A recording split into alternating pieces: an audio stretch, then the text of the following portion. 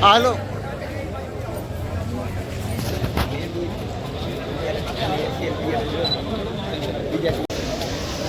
જૂનાગઢ જિલ્લામાં આજે તબીબોની હડતાલ અને શહેર અને જિલ્લાની તમામ હોસ્પિટલોમાં ઇમરજન્સી સિવાય અન્ય સેવાઓ ઠપ કરી દેવામાં આવી અને જિલ્લા કલેક્ટર કચેરીએ આવેદનપત્ર આપીને કલકત્તાની ઘટનાના ઘેરા પ્રતિકારો પડ્યા હતા અને કલકત્તામાં તબીબ યુવતી પર ગેમ રેપ બાદ તેની હત્યા કરી દેવાની ઘાતકીય ઘટના ઘેરા પ્રતિઘાત પડ્યા હતા અને દેશભરમાં પડી રહેલા જેના ભાગે આજે જૂનાગઢના તમામ હોસ્પિટલના તબીબો અને કર્મચારીઓ હડતાલ પર ઉતર્યા અને જૂનાગઢમાં હડતાલ પર જોડાયેલા તબીબોએ રેલી સ્વરૂપે કલેક્ટર કચેરી પહોંચી આવેદનપત્ર આપી સુરક્ષાની માગણી કરી હતી. હડતાલ પર એલોપથી આયુર્વેદિક અને હોમિયોપેથિક તબીબો પણ જોડાયા હતા અને ડૉક્ટર એમ લાખાણી અને IMના અગ્રણી જૂનાગઢના તબીબો કલકત્તાના ઘટનાના વિરોધમાં હડતાલ ચાલુ રાખી હોવાનું જણાવ્યું હતું અને 2 દિવસ પહેલાં જૂનાગઢ સિવિલ હોસ્પિટલના 2 તબીબો અને નર્સિંગ સ્ટાફ પર જે ઘટના બની હતી તે લોકોમાં સ્વાસ્થ્યની ચિંતા કરતા તબીબોના સહાયક કર્મચારીઓ સલામતીની જાન જોખમાઈ રહી છે. ત્યારે તાત્કાલિક આવી ઘટના વારંવાર ન બની રહી છે ત્યારે હવે પછી આ તબીબો સારવાર કેવી રીતે કરશે તેવા અનેક પ્રશ્નો ઉઠવા પામ્યા હતા. અત્યારે આ અંગે તન્વીબેન જૂનાગઢ દ્વારા જણાવ્યું કે તબીબ અને સહાયક સ્ટાફ ઉપર થતા હુમલાઓ અને કલકત્તા જેવી આવી ગંભીર ઘટનાના પગલે તબીબો અને હોસ્પિટલના કર્મચારીઓ ભયભીત છે. ત્યારે આવી હડતાલ આવતીકાલે સવાર સુધી ચાલુ રહેશે. તેના કારણે તમામ હોસ્પિટલ ખાલી ખમ જોવા મળી હતી.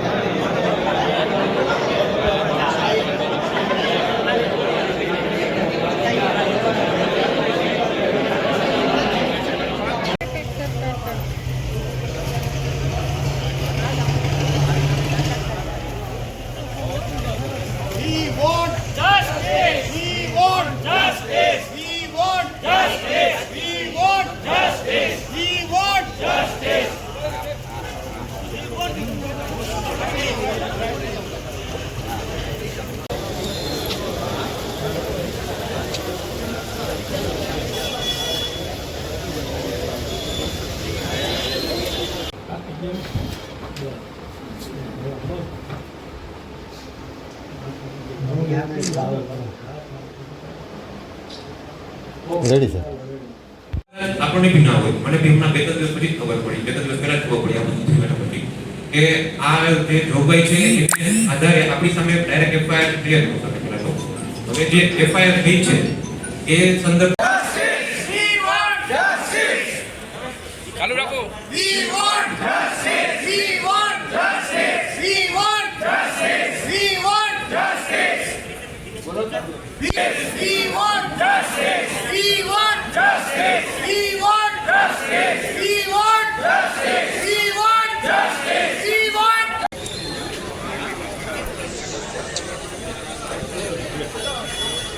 હટી જાવ રેડી.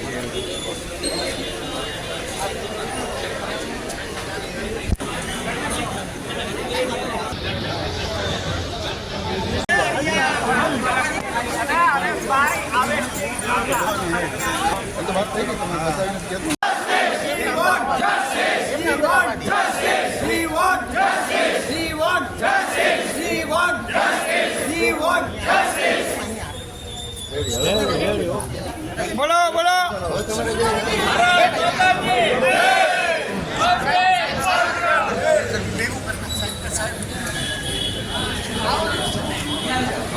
ચડાવી જાઓ થોડાક મહેરબાની તમારા બધા માઇકા બેગમાં નાખી દેવાય કોઈમાં દેખાઈ જાય.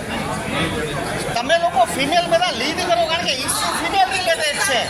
હા હા હાથ નાકમાં હા We want justice. We want justice. We want justice. We want justice.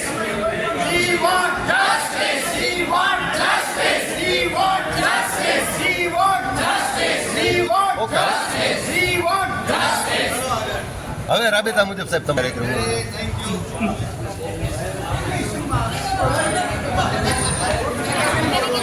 ગુનેનો કરવા દે ના નોકર તો થાય નહીં.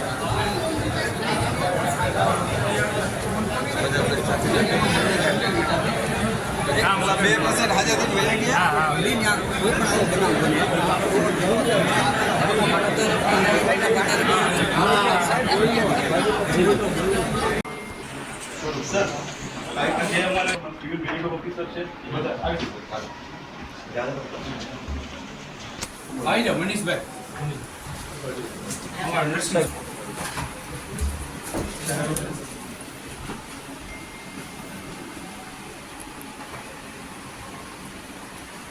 ખાસ તો સર જે એક્સ આર્મી મેન સર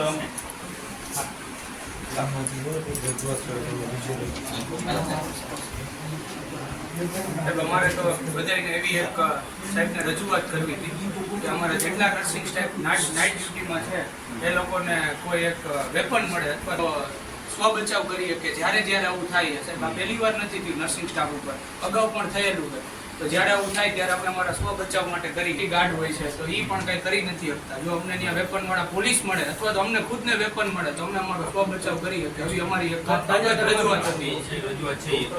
હા મારી અગાઉ પણ આવી હતી ત્યારે પણ અમે રજૂઆત કરી હતી. બતાવીને દાદાગીરીથી ડ્રગ્સ લઈને આવે આલ્કોહોલિક હોય એવા પેશન્ટો સ્ટાફને ડૉક્ટરને ઓન ડ્યુટી જેટલા ડૉક્ટર હોય એને હથિયાર બતાવીને એમ કે ટ્રીટમેન્ટ કર નહીં તો હું તને મારીશ.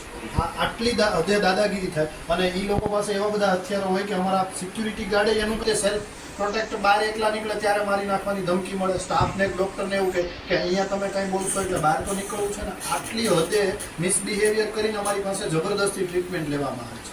આવું કંઈ પહેલી વાર નથી થયું. આવું સિવિલ હોસ્પિટલ ઉપર વારંવાર ગયા વખતે અમારી ઉપર આવો મારામારી થઈ ત્યારે અમે એસપી સાહેબને રજૂઆત કરી હતી પોલીસ ચોકી અંદર આપો તો થોડાક દિવસ માટે 2-3 મહિના માટે પીસીઆર વાન આપી અને પછી એ બી બંધ થઈ.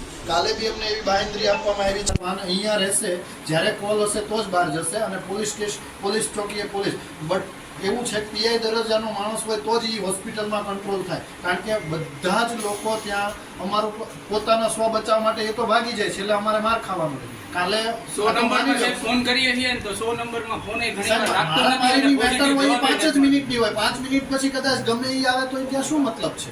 અને હોસ્પિટલની અંદર સાહેબ ખૂને થયેલું કાલે સાહેબ માની લો વ્યૂ નતા ને એનું ખૂને થયેલું છે એવું નથી એમ તો ગમે ત્યારે ગમે ઈ થઈ શકે. કાલે જ માની લો એની પાસે હથિયાર હોત તો અમારા તો એક ડોક્ટર 2 ડોક્ટર ને એક સ્ટાફની જીવ જતો જ રહેત ને. એ કઈ પૂછીને મારે કે હું તમને મારવાનો છું અને અમારી પાસે એવું શું હોય? અમારી પાસે તો કઈ ના હોય. અમારી ઇવન સાહેબ અમારા વેપન્સ મતલબ સીઝર ને હોય ને એ લઈને મારવા દોડે અને આવું પહેલી વાર નથી બન્યું. બધા જ જોડે બને છે, વારંવાર બને છે. એક તો ત્યાં કોઈ જાતનું સિક્યુરિટી જેવું અમારું હોતું જ નથી. સાહેબ પોલીસ સ્ટેશન અંદર હોય અને કાલે એક દિવસ પોલીસ આવી સાહેબ કાલે પોલીસ આવી તોય 3 ડ્રગ્સ વાળા પકડાણા અંદર. તો વિચારો કાલે પોલીસ હાજર હતી તોય જો એ આવી જતા હોય તો જેથી પોલીસ નહીં હોય તેથી તો લુખા તત્વો તો લુખા તત્વો જ આવ્યા. રાતે આવે જ છે. ભયજન્ય વાતાવરણમાં અમારે સારવાર કઈ રીતે કરવી? સારવાર યોગ્ય થઈ શકે અને પછી એ લોકો જ એમ કહે છે કે સારવાર યોગ્ય મળતી નથી. આવા ભયજન્ય વાતાવરણમાં સારવાર કરવી એટલે અંશે વ્યાજબી છે. સાહેબ ઇવન એવું એ ગમે ત્યાં પીડ્યા હોય 108 માં બેસીને સિવિલે આવી જાય અમારે ના છૂટકે એને ખાલી આલ્કોહોલ પીધેલા ને અમારે હાંચવાના હવાર સુધી. હું ઊભો થઈને સવારે મિસબિહેવિયર કરીને એ જ અમારે ત્યાંથી વયો છે. એટલે અમારા ડોક્ટર ઓફ નર્સિંગ હોય છે એ એટલી હદે પ્રેશરાઇઝ થઈ અને કામગીરી કરે છે એની કોઈ લિમિટેશન નથી. અમારી સાહેબ ખાસ તો ડિમાન્ડ છે કે પીઆઈ દરજ્જાના સાહેબ ત્યાં હાજર પોલીસ ચોકી એક અને પોલીસ ચોકી અને અમારા સેન્સિટિવ એરિયા જે છે કેઝ્યુઅલ્ટી છે, લેબર છે, આઈસીયુ છે, ત્યાં એક્સ આર્મી મેન અથવા બાઉન્સર એટલે સેફ ઝોન ડિક્લેર કરો. એટલે અમે વ્યવસ્થિત અમારે સારવાર જ આપવી છે પણ વ્યવસ્થિત સારવાર તો જ વધારે સારી રીતે પબ્લિકને મળશે. સર કે કલેક્ટર સર અમારા રોગી કલ્યાણ સમિતિના સર ચેરમેન સર છે તો સર એક વખત ત્યાં આવે સર અને બરોબર જે કઈ ઇસ્યુ સર સરના લેવું છે સર શ્યોર સર બરોબર રોગી કલ્યાણ સમિતિમાંથી થોડું ફંડ ફાળવી અને સર એક્સ આર્મી મેનની સર ભરતી કરો. Thank you sir.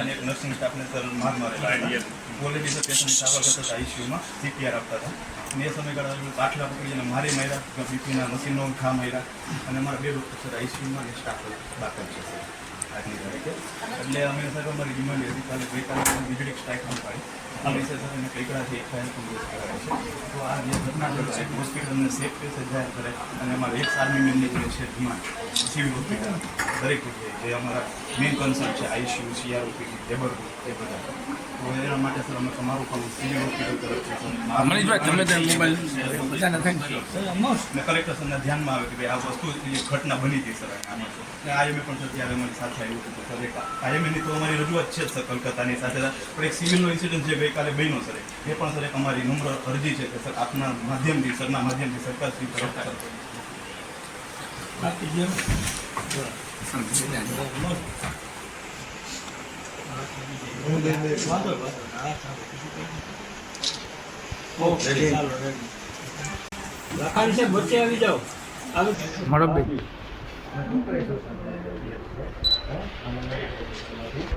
મોબાઈલ નીચે રાખો ભાઈ.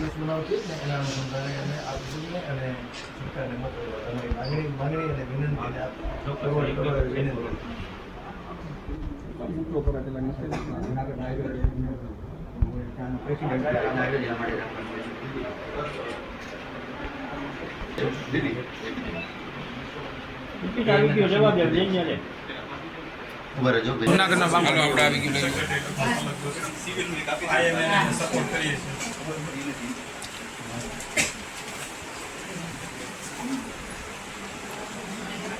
ઓકે રાખજો સર. આનાથી આગળ હવે કેમેરો ન જવા દેતા ડૉક્ટર અને નર્સિંગ સ્ટાફને સર માર મારેલા હતા ઓલરેડી સર પેશન્ટની સારવાર કરતા હતા આઈસીયુમાં CPR આપતા હતા અને એ સમયગાળા કાઠલા પકડીને મારી માર્યા બીપીના મશીનનો ઘા માર્યા અને અમારા 2 ડૉક્ટર સર આઈસીયુમાં એક સ્ટાફ દાખલ છે આજની તારીખે એટલે અમે સર અમારી ડિમાન્ડ હતી કે ગઈકાલે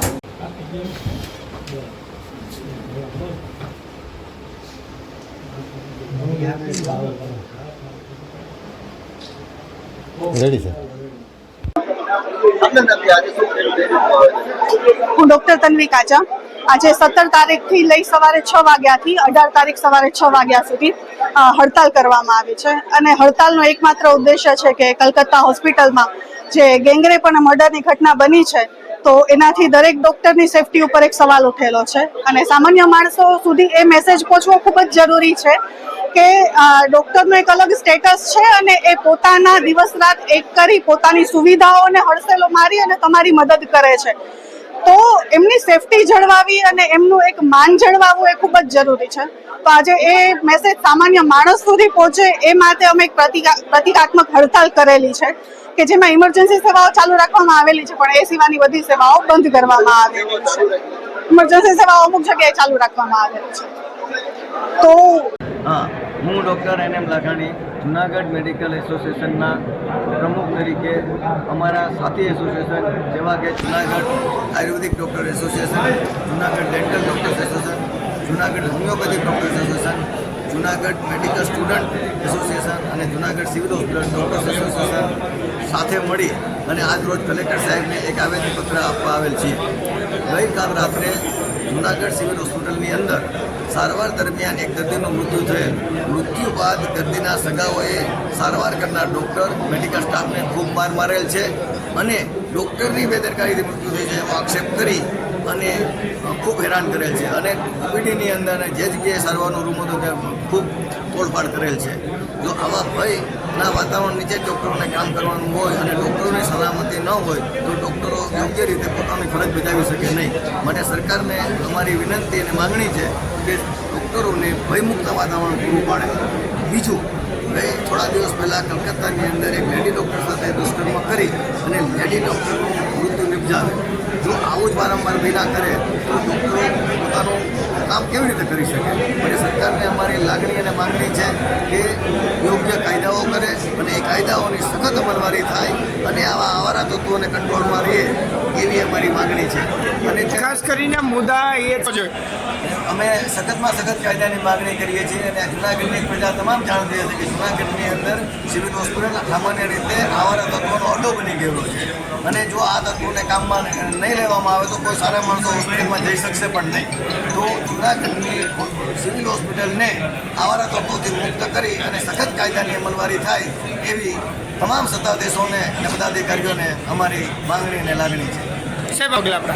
હવે એ પગલાં લેવામાં હંમેશા ડૉક્ટરોને માનવતા નડતી હોય છે એટલે અમે બીજાઓની જેમ આજીવન કે ભાઈ આ પ્રશ્નનો ઉકેલ ના આવે ત્યાં સુધી હડતાલ ઉપર ઉતરીએ એવું પગલું સરકાર લેવા અમને મજબૂર ન કરે એવી વિનંતી છે. કારણ કે અમે એક દિવસ કામ નહીં કરીએ, એક દિવસ ઇમરજન્સી નહીં લગે તો જે માણસને તે દિવસે જરૂર પડશે એના આપણે જીવન અને મોતનો પ્રશ્ન ઉત્પન્ન થાય છે. અને અમે મોતના સોદાગરો નથી કે કોઈને મોત કરીએ પણ અમે અમારું કામ કરાવીએ એટલે અમારે માનવતાથી કામ કરવું પડે છે. બાકી અમે પણ સમજીએ છીએ કે એક દિવસની સ્ટ્રાઇકથી શું થાય? આ ફક્ત લોકોનું, સમાજનું અને સરકારનું ધ્યાન ખેંચવા માટેની પ્રવૃત્તિ છે. બાકી તો હમણાં ડૉક્ટરો 5 દિવસ કઠોળિયું કામ ન કરે તો બધું ઠપ થઈ જાય ને સરકારને જે જોતો એમાં એવો મંજૂર કરવી પડે. પણ એવું ન કરતા અમે ફક્ત લોકોનું ધ્યાન ખેંચીએ છીએ એટલે અત્યારે વિનંતી કરીએ છીએ કે અમારી માગણી છે એના ઉપર યોગ્ય ધ્યાન દે. પોલીસે ચોક્કસ જેવી રીતે બીજામાં કાયદાનો અમલવારી હોય છે. માનો કે કોઈ તમે એક કોર્ટમાં ગયા અને મેજિસ્ટ્રેટની સામે જરા ઊંચા અવાજે બોલ્યા તો પણ તમને તરત સજા થઈ જાય છે. જ્યારે આવા કેસની અંદર ડાક્ટરોને મારવામાં આવે છે, હાથ પગ માંગી નાખવામાં આવે છે તો પણ કોઈ આરોપીને કંઈ સજા થઈ હોય હજુ સુધી ધ્યાનમાં આવતું નથી. તો સરકારે એવો કડક કાયદો બનાવવો જોઈએ કે ભાઈ ડૉક્ટરની કે મેડિકલ સ્ટાફની વિરુદ્ધમાં કાંઈ પણ પગલાં લેવામાં આવે તો એવા આવારા તત્વોને કંટ્રોલ કરી અને એને સજા થાય. કલકત્તામાં એ મુદ્દે કલકત્તાની ઘટના જે બની આરજીકર હોસ્પિટલની અંદર એક તબીબ જે એટર્ની તબીબ હતી આજે એની સાથે રેપ અને એની સાથે મર્ડર આવી એક નિર્દન્ય ઘટના બની છે. એના અનુસંધાને જૂનાગઢ IMA સમર્થનમાં આયુર્વેદિક તેમજ homeopathic, dental, physiotherapist, medical person, paramedical person તમામ 600થી 700 ડૉક્ટરોએ પોતાની હોસ્પિટલો, ક્લિનિકોથી અળગાર્યા છે.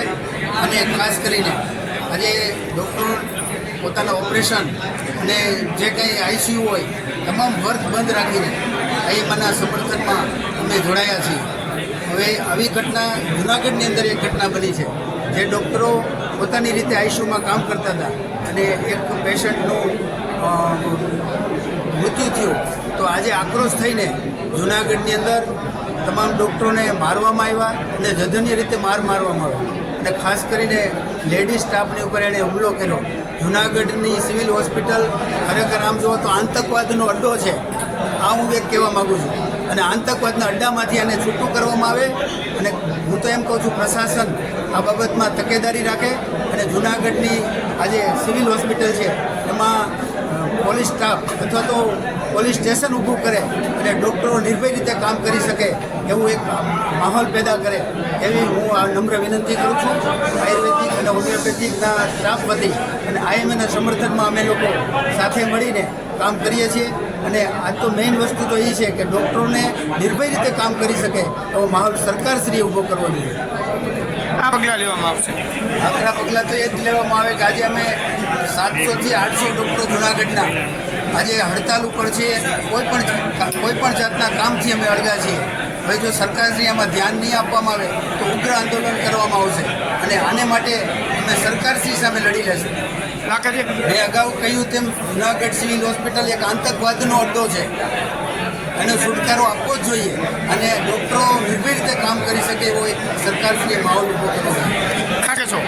જૂનાગઢની અંદર કાયદો વ્યવસ્થાની કોઈ પણ જાતની છે જ નહીં. આજે રોડ રસ્તા આ તે બધી ખરાબ જ છે. જૂનાગઢની કાયદા વ્યવસ્થા પણ પૂછી નથી. એટલે સરકારશ્રી આમાં પણ ધ્યાન આપવું જોઈએ. જૂનાગઢ શહેરમાં આજરોજ અખિલ ભારતીય વિદ્યાર્થી પરિષદ વર્ષ 1949થી વિદ્યાર્થીઓના પ્રાણ પ્રશ્નને વાચા આપતા આવ્યું છે. ત્યારે એક ખૂબ ચિંતાજનક વિષય સામે આવ્યો છે કે ઓગસ્ટ મહિના સુધીમાં રાજ્ય સરકાર સરકારી અને અસરકારી લો કોલેજોનો પ્રક્રિયા શરૂ થઈ નથી. જ્યારે રાજ્યની અસરકારી કોલેજો એજ્યુકેશનના પ્રશ્નો ઘણા લાંબા સમયથી પડતર પ્રતિનિધિના પ્રતિનિધિ મંડળ દ્વારા અવારનવાર આ વિષયના નિરાકરણ હેતુ માટે રાજ્ય સરકારને અવારનવાર રજૂઆત કરવામાં આવેલ છે અને રાજ્ય સરકારની લો કોલેજની સ્થિતિ ખૂબ જ દયનીય હાલતમાં હોવાને આ વિષયનું નિરાકરણ કરતા રાજ્ય સરકાર સમક્ષ રજૂઆત કરવામાં અવારનવાર રજૂઆત કરવામાં હજી કોઈ નિર્ણય ન આવતા આજ અખિલ ભારતીય વિદ્યાર્થી પરિષદ દ્વારા રજૂઆત કરવામાં આવી છે અને યોગ્ય દિશામાં આ કાર્ય કરવામાં આવે તેવી માંગ સાથે નારાઓ રજૂ કર્યા હતા.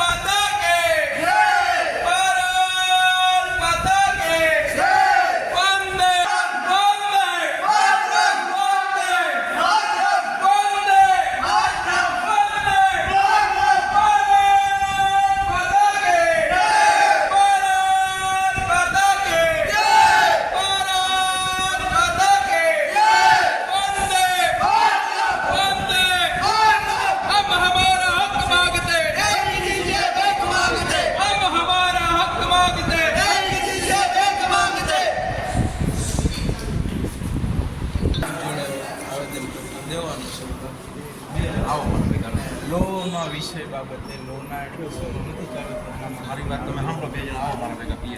આ સાઈડ મેડમ, આ સાઈડ જ આવીએ બધા. લાઈટ આવશે ને યાર.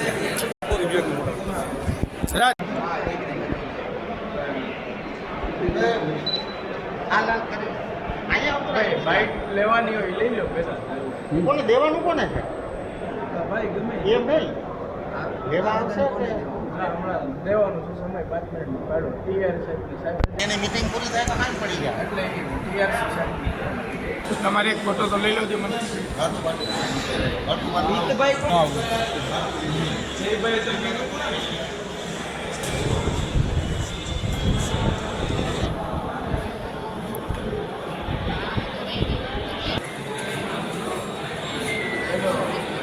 પ્રતિકભાઈ કે ના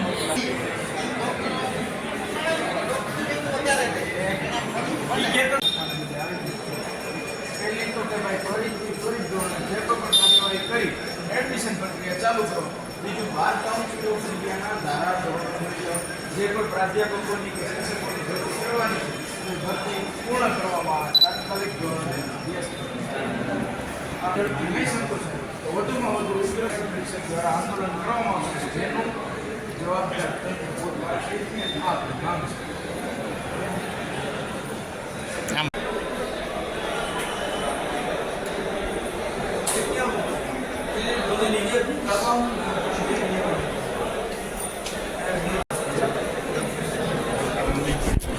રાખજો.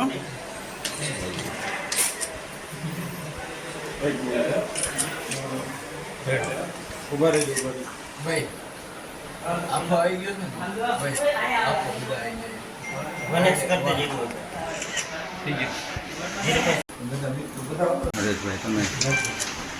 નમસ્તે સાહેબ, એક મિનિટ. રાજ્યની સરકારી તથા અર્ધ સરકારી લો કોલેજોમાં જે પ્રવેશ પ્રક્રિયા છે એ ત્વરિત શરૂ કરવામાં અખિલ ભારતીય વિદ્યાર્થી પરિષદની માંગ છે.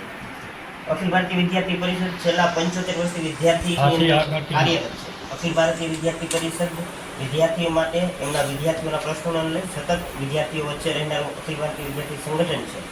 તો અખિલ ભારતીય વિદ્યાર્થી પરિષદને ધ્યાનમાં આવે છે કે લો કોલેજના એડમિશન પ્રક્રિયા છે એની અંદર થયેલા અમુક હાઈકોર્ટની અંદર પિટિશનો અને જે સ્ટાફની ઘટ છે એ મુખ્યત્વે જવાબદાર છે, જેને કારણે લોની અંદર એડમિશન લેવા માગતા ગુજરાતના હજારો વિદ્યાર્થીઓ આજે હેરાન થઈ રહ્યા છે. તેને લઈ અખિલ ભારતીય વિદ્યાર્થી પરિષદ કલેક્ટર કચેરીના માધ્યમથી માનનીય મુખ્યમંત્રીશ્રી સાથે સાથે શ્રી જસ્ટિસશ્રીને પણ વિનંતી કરવા માગે છે કે જે લોના એડમિશન પ્રક્રિયા અટકેલી છે એના માટેના જે મૂળભૂત કારણો છે, ભરતીની ત્વરિત ભરતીઓ છે, એની અસ્થાયી વ્યવસ્થાઓ છે અથવા તો અસ્થાયી સ્ટાફ ક્યાંક ઊભો કરવામાં આવે, એ લઈ સાથે સાથે લોની અંદર જે એડમિશન પ્રક્રિયા છે એ શરૂ કરવામાં આવે. સાથે સાથે લો કોલેજો ગ્રાન્ટેડ અને સરકારની અંદર વર્ષોથી જે ગ્રાન્ટ ફાળવણી હોય છે એ ગ્રાન્ટની ફાળવણીથી લો કોલેજોનું જીવંત સરકારી લો કોલેજનું જીવંત રાખવામાં આવે એ અખિલ ભારતીય વિદ્યાર્થી પરિષદ માંગ કરે છે.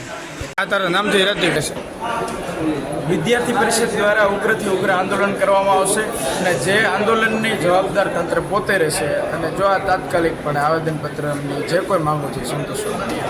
પહેલો અમારો મુદ્દો છે કે તાત્કાલિક ધોરણે જે કોઈ પણ પ્રક્રિયાઓ છે એ પૂર્ણ કરી અને જે કોઈ પણ વિદ્યાર્થીઓની એડમિશન પ્રક્રિયાઓ છે એ તાત્કાલિક ધોરણે ચાલુ કરવામાં આવે અને જે કોઈ પણ બાર કાઉન્સિલના જે કોઈ ધારા ધોરણો મુજબ પ્રાધ્યાપકોની ભરતી નથી થઈ તે ભરતીઓને સંપૂર્ણપણે પુરવાર કરવામાં આવે અને જે ગ્રાન્ટ વિદ્યાર્થીઓને ફાળવવામાં આવે છે તે ગ્રાન્ટમાં વધારો કરવામાં આવે. આ 3 માંગોને લઈને આજે આવેદનપત્ર આપવામાં આવે છે. વિદ્યાર્થી પરિષદ ઉગ્રથી ઉગ્ર આંદોલન કરશે, વિદ્યાર્થીઓ રોડ ઉપર આવશે અને જે કોઈ પણ પગલાં લેવા પડશે તેમાં વિદ્યાર્થી પરિષદ પાછળ નથી. ખરેખર સરકારની જે કોઈ ભરતી છે એ ડીલે થાય છે અને જે કોઈ પણ આ એડમિશનો પ્રક્રિયા તેના કારણે લેટ જાય છે. ગુડસી કોટ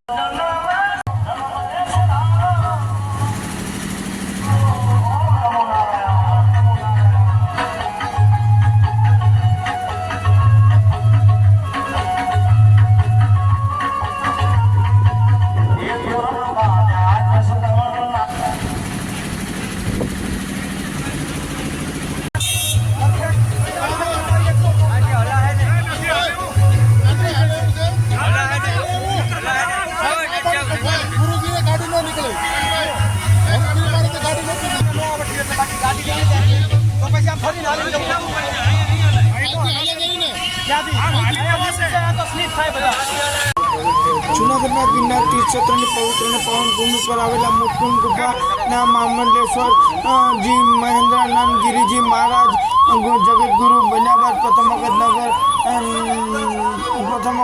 જૂનાગઢ મહાનગરમાં નગર પ્રવેશ કર્યો હતો અને આજે શ્રાવણ માસના શનિવારે શુભ દિવસે ભવનાથ તળેટી ખાતે પ્રવેશ કરીને ભવનાથ મંદિરે દર્શન કર્યા હતા. પ્રથમ તો દામોદર કુંડ, ત્યારબાદ મુત્કુંડ ગુફા મહાદેવના દર્શન કર્યા હતા, ત્યારબાદ ભવનાથ મહાદેવ, ત્યારબાદ દામોકુંડમાં પણ દર્શન કર્યા હતા અને ત્યારબાદ ભવનાથ મહાદેવ મંદિર ખાતે પૂજા અર્ચન કરી હતી અને આ કાર્યક્રમમાં ગિરનાર મંદિરના અધ્યક્ષ પૂજ્ય ઇન્દ્ર ભારતી બાપુ તેમજ હરિગીરી મહારાજ તથા તમામ અખાડાના મહામંત્રી શ્રીઓ અને સાધુ સંતો ખાસ વિશેષ ઉપસ્થિત રહ્યા હતા અને પૂજ્ય મહેન્દ્રાનંદ ગિરી બાપુએ પ્રથમ વખત આજે નગર પ્રવેશ યાત્રા યોજીને ભવનાથ વિસ્તારમાં લોકોની સુખાકારી માટે સતત કાર્ય કરતા રહેશે અને ભગવાન ભોળાનાથને પૂજા અર્ચન કરી અને લોકોની સુખાકારી માટે આશીર્વાદ લીધા હતા અને આ ઉપરાંત સનાતન ધર્મ અને આધ્યાત્મિક સાંસ્કૃતિક પ્રચાર પ્રસાર માટે સતત કાર્યશીલ અને કટિબદ્ધ રહેશે અને સનાતન ધર્મની જ્યાં સુધી બાપુના અંતિમ શ્વાસ સુધી બાપુ સનાતન ધર્મની ધજા ફરકાવતા રહેશે તેમ જણાવ્યું હતું.